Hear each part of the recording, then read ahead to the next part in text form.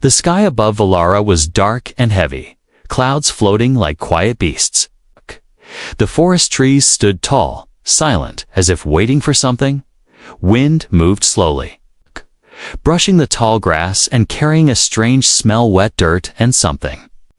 Alive, Ethan was walking alone, a human traveler on this distant alien world. His boots crunched on the dry leaves, his bag heavy on his back. He had come to Valara for peace.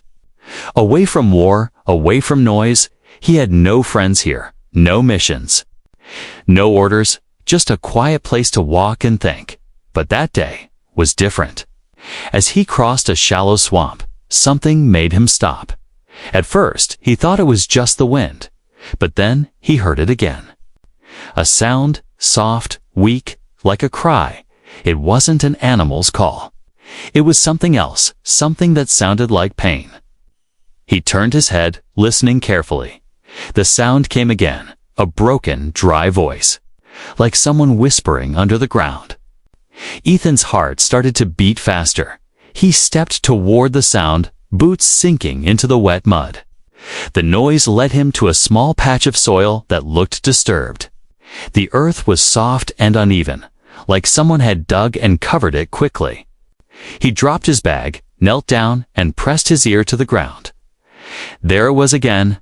Help. Please. A whisper, faint and afraid, his breath caught in his throat. I hear you, he said softly, though he knew they couldn't hear him back. Without thinking, he began to dig, hands clawing through wet earth, pulling out rocks and roots. Each handful of dirt made the voice clear. His fingers soon touched something cold and soft skin. Pale, thin skin. He dug faster now, heart pounding, and then eyes. A pair of glowing, dim violet eyes stared at him from beneath the soil. A small face caked in dirt, barely moving, barely breathing. It was a child, an alien child, no older than 10. Ethan's hands trembled as he pulled more dirt away from her body. Her tiny fingers twitched, her mouth opened, whispering again, Don't bury me. You're safe now, he said, lifting her gently into his arms. She was so light. Like she hadn't eaten in days, her body was bruised, covered in cuts. Her breathing was shallow. Ethan wrapped his coat around her and looked around. No one was nearby, but the feeling of being watched made his skin crawl. Who would do this? Who would bury a child alive?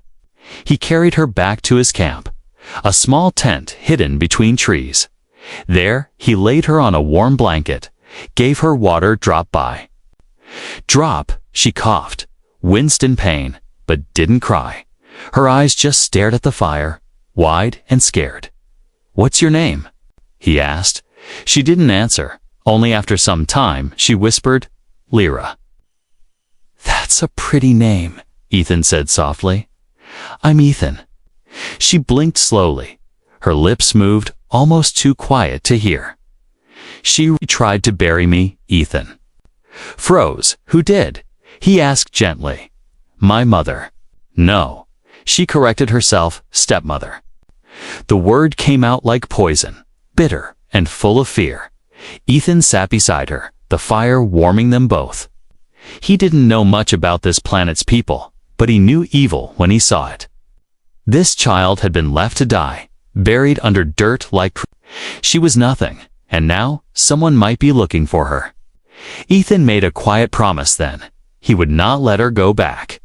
He would protect her. Outside the tent, the wind blew harder, trees shook, and something rustled in the shadows, far away. Unseen eyes watched the flickering firelight through the trees. The one who buried Lyra wasn't done yet, but neither was Ethan. Lyra slept. But her sleep was not peaceful. Her small body shook from time to time, and her hands gripped the blanket like she feared the earth would open and swallow her again. Ethan sat nearby, keeping the fire alive, watching over her like a quiet guardian. His mind couldn't rest. He had found many strange things on alien planets, but nothing like this. A little girl, buried alive, left for dead. If he had arrived a few minutes later, she would have been gone forever. He reached into his bag and took out a medical scanner. It was old, but it still worked. He moved it gently over Lyra's body, reading the results on the tiny screen. Her vitals were weak dehydration, malnourishment, and mild infection in a leg wound. She needs care. He whispered to himself, real care, not just bandages and soup.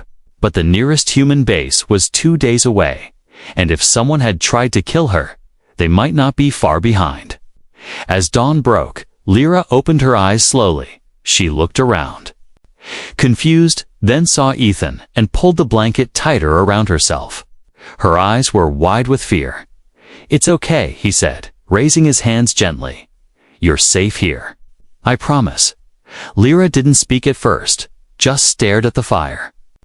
Then her voice came out like a weak breath. "Are you human?" "Yes." Ethan nodded. "I'm not from this planet, but I won't hurt you." She sat up slowly, wincing as her body protested the movement. Ethan brought her a cup of warm broth. She held it with shaky hands and sipped it quietly. "Why?" "Did you help me?" she asked, eyes still wary. "Because no one deserves to be buried alive," Ethan said simply. "And because I heard you cry." Her eyes welled with tears, but she blinked them away. She said no one would come. No one would care. Ethan leaned forward. "Who is she?" Lyra hesitated. "My stepmother Kareth, after my real mother died. Father married her. She didn't want me. She said I was weak, cursed, a problem." Ethan's jaw tightened. "Did your father know?" Lyra shook her head. "He died last season, in a mining accident. After that, Kareth said I was a burden. She beat me, starved me, locked me in the storage pit for days. One night, she told me we were going to the forest to find berries." She paused, voice trembling. "She dug a hole and told me to lie in it, said it was a game. Then she smiled and threw dirt on me. I screamed, but she kept going. She said, 'No one will hear you. No one will find you.'" Ethan looked into the fire, his fists clenched. His heart burned with anger, but he kept his voice calm. "Well, she was wrong. I heard you." Lyra looked at him for a long time, her small hands still holding the cup. "Are you going to leave me too?" "No," Ethan said, without thinking. "Never." For the first time, Lyra's eyes softened. She set the cup down and leaned her head on his arm. Ethan stayed still, not wanting to break the moment. The fire crackled softly, and outside, birds began to sing in the trees. Later, Ethan packed supplies. He knew they couldn't stay here. If Kareth knew Lyra had survived, she might come back, and if she didn't, others might. Valara was not a peaceful place. He wrapped Lyra in a thicker coat and strapped his old energy rifle across his back. The forest was large, full of hidden dangers, but Ethan had been a scout, a fighter, and he knew how to move unseen. "Are you ready?" he asked. Lyra nodded, her small hand holding his. They stepped into the forest. The path muddy and dark, but together they moved forward. Behind them, the campfire went out, and the wind erased their footprints. But far in the distance, someone watched them through the trees, a tall figure with sharp eyes and a cruel smile. Her cloak fluttered in the wind as she turned and walked the other way. Lyra's stepmother, Kareth, was not done yet. The forest was quiet, but not peaceful. Every step Ethan took was careful. Slow, his eyes scanned the trees, his ears listening for anything strange.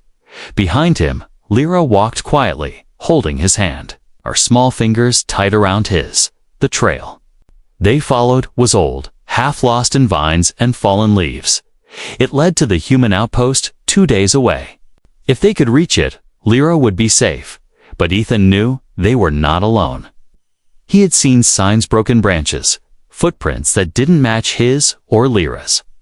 Something or someone was following them, watching from a distance. "Don't be afraid," he whispered to Lyra. "I'm trained for this." Lyra nodded, but her face was pale. Her steps were slower than before, and her breathing was weak. Ethan knew she was still recovering. Her small body had been through too much. They stopped near a stream. Ethan gave her water and checked her leg wound. It looked better than before, but infection was still a risk. He cleaned it again and wrapped it tightly as she rested on a fallen log. She looked up at him and asked, "Why did she hate me so much?" Ethan didn't have an answer. He had seen cruelty during the war. But what Lyra's stepmother did burying a child alive was beyond cruelty. It was evil. He sat beside her and said, "Sometimes people fear what they don't understand. Sometimes they hurt others to hide their own weakness." Lyra lowered her eyes. "She called me cursed. Said my blood was bad. What did she mean?" Ethan asked gently. Lyra was quiet for a moment, then said, "My mother was from a lost tribe. They had powers. Strange powers. People feared them. My father said I had the same blood, but he never feared me." Ethan watched her carefully. "Have you ever felt different? Like you could do something others can't?" She nodded slowly. "Sometimes when I cry, things break, lights go out. Shadows move." Ethan leaned forward, his voice calm. "That's not a curse, Lyra. That's a gift. Something special. That's why she feared you." Lyra looked up, her eyes unsure. But there was a tiny spark of hope inside. Far behind them, hidden in the tall grass, Kareth crouched like a predator. Her sharp green eyes followed every move. Her long cloak blended into the forest colors. In her hand, she held a small energy dagger, silent, fast, and deadly. She whispered. To herself, the child should have died. How did she survive? Her face twisted with rage. She had planned it so well. A quiet death in the forest. No blood, no mess, just dirt, silence, and time. But now the girl was alive and with a human that complicated everything. If the humans found out who Lyra really was, they would protect her. They would test her, train her, use her. Kareth couldn't let that happen. She needed Lyra gone, for good. Before the girl's powers awakened completely, she moved silently through the brush. Following the pair, her plan wasn't over. Not yet. Meanwhile, Ethan and Lyra continued through the forest. The sun dipped lower, casting long shadows. The night would come soon, and with it, new dangers. We'll camp here, Ethan said, choosing a spot near a rock wall. He set up a small thermal tent and lit a hidden fire using heat stones. No smoke, no scent. Perfect for hiding. Lyra sat close to the warmth, her eyes heavy with sleep, but she looked around nervously. What if she finds us? Ethan handed her a warm drink. She won't, and even if she does, I'll protect you, I promise. She sipped quietly, her hands no longer shaking. Slowly, she lay down inside the tent and pulled the blanket over herself. Ethan stayed awake, sitting outside with his rifle across his lap. His eyes scanned the trees, his instincts told him she was near. Hours passed, then something moved. A shadow between the trees, a flicker of light off metal. Ethan stood silently, raising his rifle, but there was nothing, just wind, leaves, and silence. Still, he didn't rest. Inside the tent, Lyra dreamt of her mother. A warm voice, a gentle touch, a time before the fear, before the dirt, and outside, in the shadows. Kareth watched, waiting for her moment. The stepmother wasn't gone, she was just getting closer. The morning came quietly. Mist rising from the ground like a soft white blanket. The air was thick and damp. Carrying the scent of old water and rotting leaves, Ethan unzipped the thermal tent and peeked out carefully. His eyes moved slowly across the trees, looking for movement. Listening for sounds, Lyra sat up inside, rubbing her eyes. Her hair was messy and her cheeks pale, but her spirit seemed a little stronger. She looked at Ethan and gave him a small, tired smile. "Did she come last night?" she asked, Ethan shook his head. If she did, she didn't try anything. But deep inside, he wasn't sure. Something had shifted in the air, like the forest itself was holding its breath. They packed quickly. Ethan folded the tent and checked. The rifle charge, Lyra carried a small food pack. Her steps were light but determined. The trail ahead led to the swamp's thick wetland areas that stretched for miles. Dangerous, but also full of hiding places if they could make it across.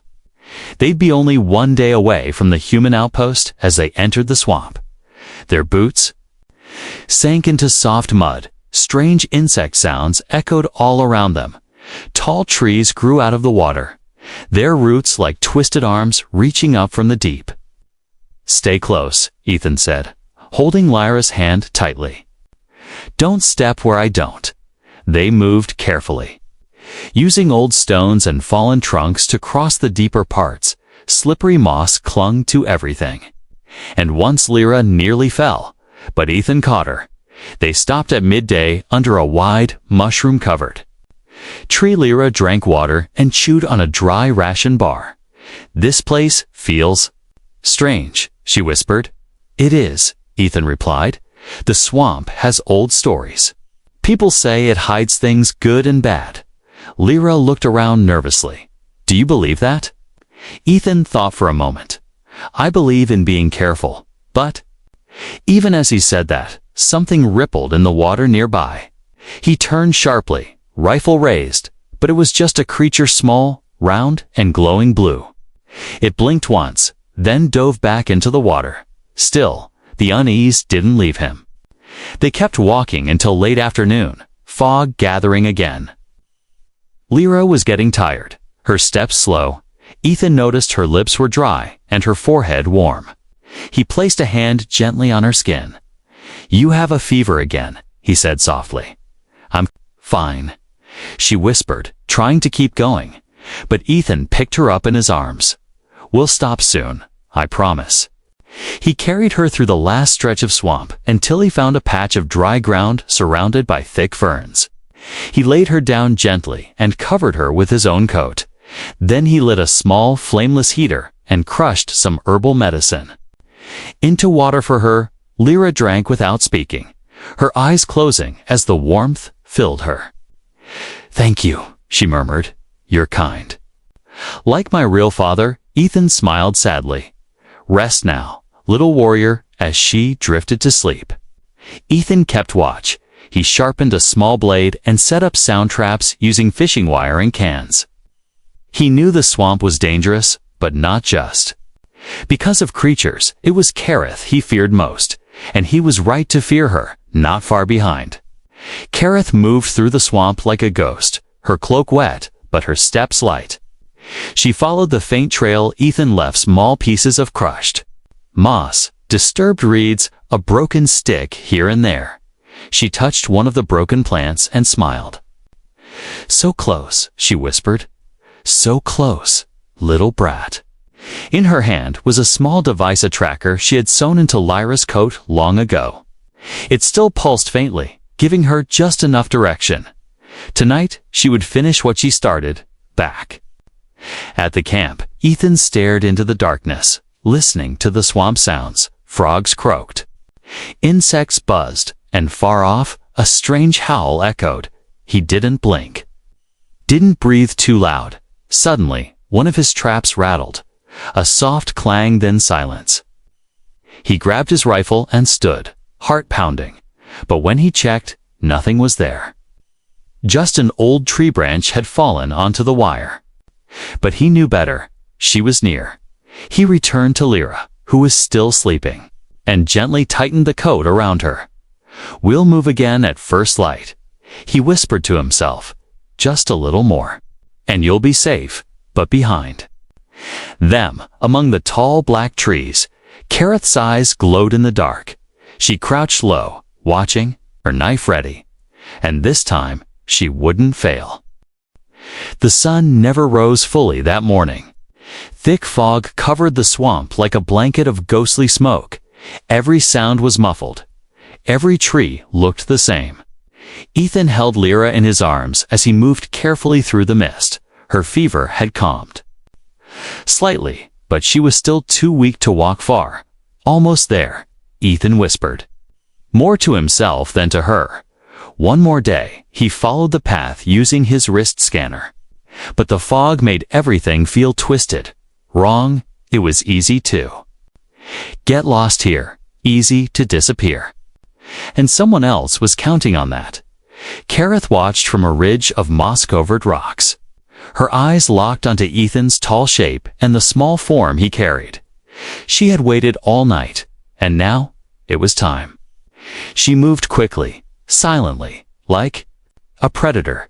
She stepped over roots and slid through reeds, her blade tight in her hand.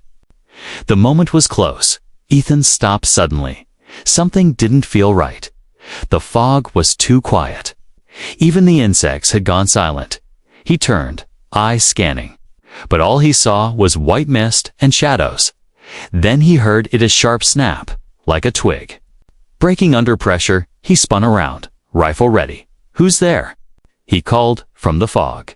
A figure stepped forward. Kareth, her face calm and cold, her dagger glowing faintly in the misty light. "You have something that belongs to me," she said. Ethan held Lyra tighter. "She doesn't belong to you. She's a child, not an object." Kareth laughed softly. "She's a mistake, a burden. You think you're saving her? But you're only making things worse. I found her buried." Ethan growled. "You tried to kill her. She is cursed," Kareth said, her eyes sharp. "Her blood brings danger. Her mother's kind ruined entire cities. You know nothing of what she truly is. I know she's a child who wants to live," Ethan said, stepping back slowly, "and I won't let you touch her again." Kareth's eyes narrowed. "You're just a human. You don't belong here either." Suddenly, she lunged. Ethan dropped to one knee, twisting his body to shield Lyra. The blade scraped across his shoulder, burning hot. He rolled to the side and fired once the blast missed, hitting a tree behind Kareth. She was fast, too fast. Moving like shadow and wind, Ethan set Lyra down gently behind a rock. "Stay there," he whispered, then turned to face Kareth again. Rifle raised, shoulder bleeding, heart pounding. She moved again, her blade flashing, but this time Ethan was ready. He blocked her strike with the rifle barrel and kicked her back. She stumbled, just for a moment. Enough to create distance. "You don't understand," Kareth hissed. "If she lives, others will come for her. She'll bring war, she'll bring change," Ethan replied. "Maybe peace, maybe hope." Kareth screamed and charged again, but just as she raised her blade, something strange happened. A pulse of energy burst from behind. The rock, soft but powerful, blue light spread through the fog. Freezing Kareth mid-step, her eyes widened in shock as she looked past Ethan. Lyra stood, her hands glowing, her eyes bright like twin stars. She wasn't crying, she wasn't shaking. She was standing tall. "Stop hurting him," Lyra said quietly. But the power in her voice shook the trees. Kareth dropped her blade, her knees trembling. Your power. It's already awakened." Lyra walked forward slowly, the fog parting around her. "You tried to bury me, but the earth let me go," she whispered. "I'm not cursed. I'm chosen." Ethan stepped beside her, proud and alert, ready to defend her if needed, but he knew this moment wasn't his.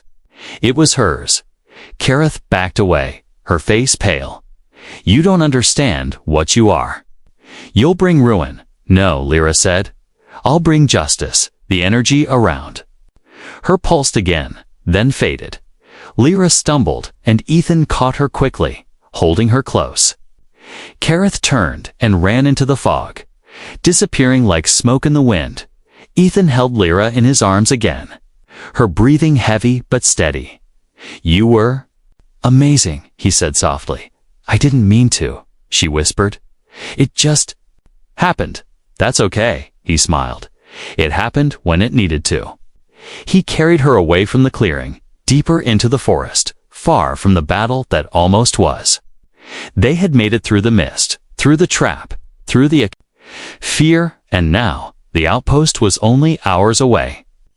But what lay ahead would be more than safety. It would be the beginning of something far greater than either of them could imagine. The trees thinned as they moved forward. The ground rose slightly, and the air began to dry. Fog no longer choked the path, and small beams of sunlight peeked through the leaves above. Ethan carried Lyra in his arms, her head resting gently against his shoulder.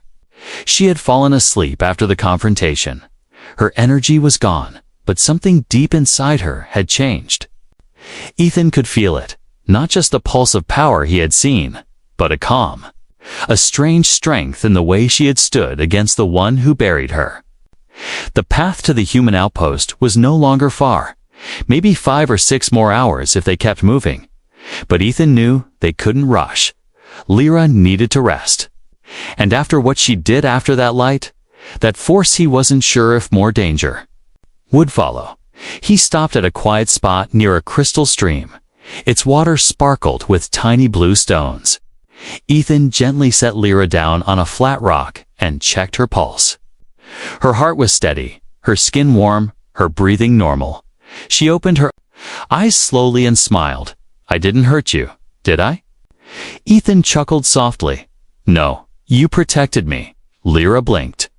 "I didn't know I could do that.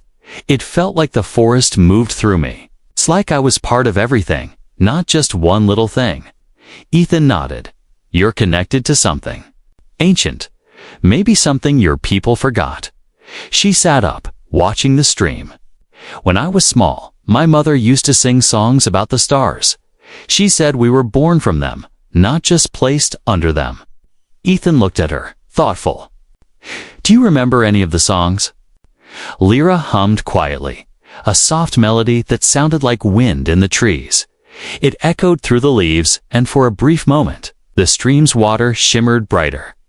"You have a gift," Ethan said gently, "but it's not just power. It's life. It's connection. That's why Kareth feared you.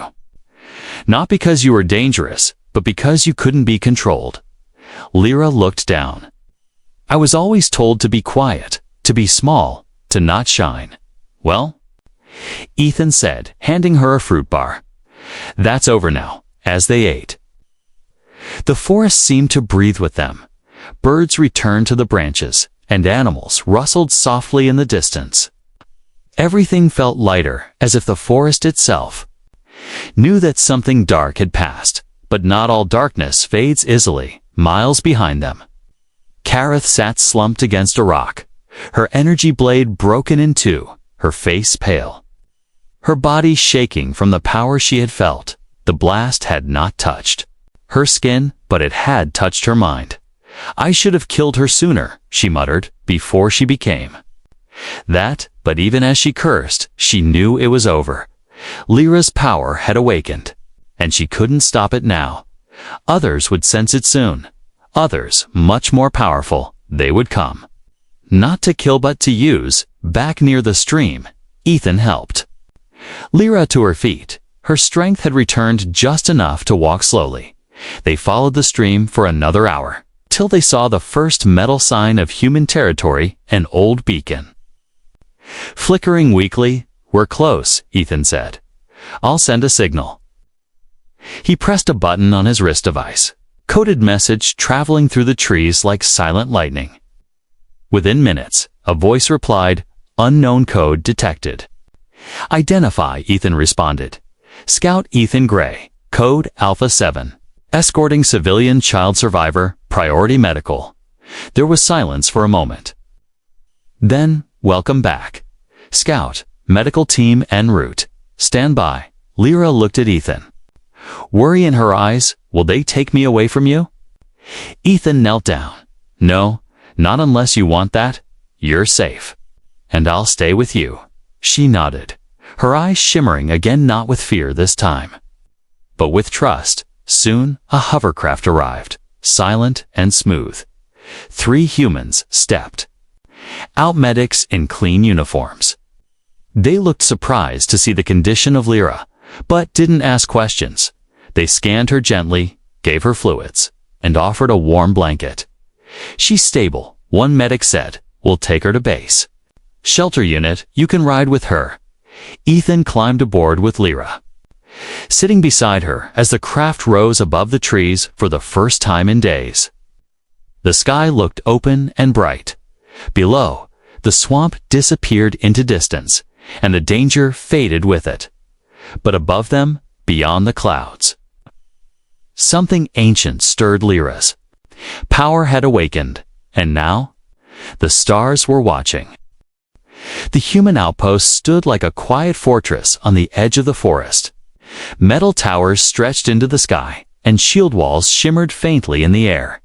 Inside, it felt safe, clean, and warm. A place far from mud, fear, and death. Lyra sat on a soft bed, her legs wrapped in fresh bandages. Her eyes wandered across the room, walls full of strange machines. Soft lights blinking like sleepy stars.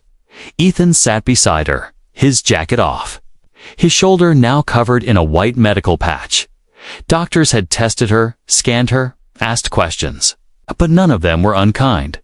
They spoke in calm voices, careful.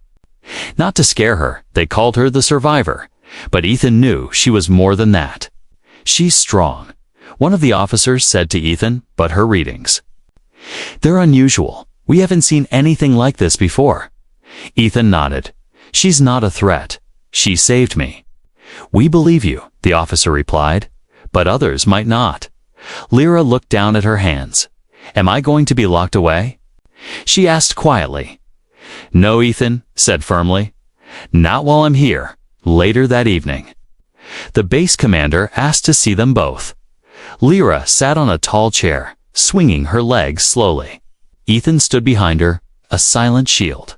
"Lyra," the commander said kindly, "we've reviewed your case. You're welcome to stay here. You'll have food, education, medical care, and a home." Lyra looked up. "Can Ethan stay too?" The commander smiled. "If he chooses to." "Yes." Ethan placed a hand on her shoulder. "I'm not going anywhere." The next few days passed slowly, but peacefully. Lyra was given a small room of her own, filled with books and soft blankets. She ate meals with the other children at the shelter unit. Some were curious about her, others shy, but none treated her badly. She still had moments of silence. Moments when she would wake up crying, remembering the dirt in her mouth, the cold, the fear, and each time, Ethan would be there, sitting quietly by her bed until she fell asleep again. One morning, a teacher arrived at the shelter. She gave each child a glowing orbitoy that responded to emotions. When Lyra touched hers, it turned silver and hummed softly. The teacher gasped. Only empaths cause that effect. "She's not just sensitive, she's gifted," word began to spread quietly through the outpost. A child with unknown powers. From a bloodline no one remembered. Some feared her. Others were curious, but Ethan made sure no one got too close too fast. One evening, Lyra sat under the open dome, watching the stars above. Ethan joined her, carrying 2 cups of warm tea. She pointed to the sky. "Do you think they're out there? Others like me?" Ethan looked up. "Yes, and maybe they're watching. Maybe they felt what you did in the forest." She turned to him. "Will they come?" "Maybe," he said honestly, "but we'll be ready." Lyra sipped her tea quietly, then leaned her head against his arm. "Thank you for not leaving me." Ethan smiled. "You saved me too. You know how?" She asked softly. "I had no purpose when I landed on this world," he said. "I was just walking, hiding from everything I lost. Then I found you, buried but alive, and I remembered what it meant to protect something that matters." Lyra closed her eyes. "I want to learn. I want to be strong, not just with power, but with heart." "You already are," he whispered. In the weeks that followed, the outpost prepared a report to send to the main council on Earth. The message was simple. An alien child was saved by a human scout. Her DNA is unique, her potential unknown. but her heart is clear. She is one of us now, elsewhere, far beyond the stars. Sensors picked up the pulse of energy Lyra had released. Ancient machines stirred. Old empires paused. And voices whispered across space. The bloodline is awake again, but back on Valara. Under soft lights and human warmth, a girl who had been buried alive now studied math and maps. She laughed with other children, drew pictures of trees and stars, and each night, she went to sleep without fear. Ethan stood guard not because she needed him to fight, but because he chose to walk beside her every step of the way. Lyra was no longer just an alien child, no longer the stepdaughter someone tried to erase. She was the child of two worlds, and the galaxy would never forget her again.